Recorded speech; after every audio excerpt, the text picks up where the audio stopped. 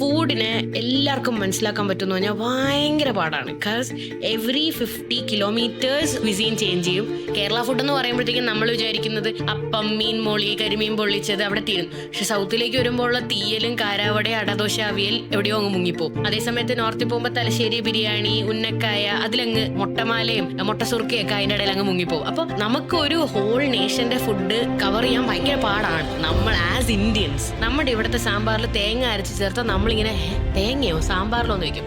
North കേരളയിൽ പോയി നിങ്ങൾ സാമ്പാറിൽ തേങ്ങ ഇടത്തില്ലേ എന്ന് ചോദിക്കും. എന്റെ വീട്ടിലെ രസത്തിൽ പരിപ്പ് ചേർക്കത്തില്ല, വെറും പുളിവെള്ളവും വെളുത്തുള്ളിയും എരിവിന് നല്ല മുളകുമാണ്. പാലക്കാട് ഭാഗത്ത് പോയാൽ പരിപ്പിട്ടേ രസം ഉണ്ടാക്കുന്നത്. അപ്പൊ നമുക്ക് ഒരു റെസിപ്പിയാണ് ഒന്നിനെന്ന് പറയാൻ ഒരിക്കലും പറ്റത്തില്ല. ദോശപ്പൊടിയില്ലേ, അതുപോലും 10-20,000 റെസിപ്പി കാണും. ചിലവർ എള്ളിടും, ചിലവർ എള്ളിടത്തില്ല, ചിലവർ കുരുമുളക് ഇടത്തില്ല, ചിലവർ നല്ല മുളക്. അങ്ങനെ ഒന്നിനും നമുക്ക് പിൻ പോയിന്റ് പറ്റത്തില്ല. അങ്ങനെ നോക്കുമ്പോൾ I think it's a great thing that there are lot of people trying to discover food.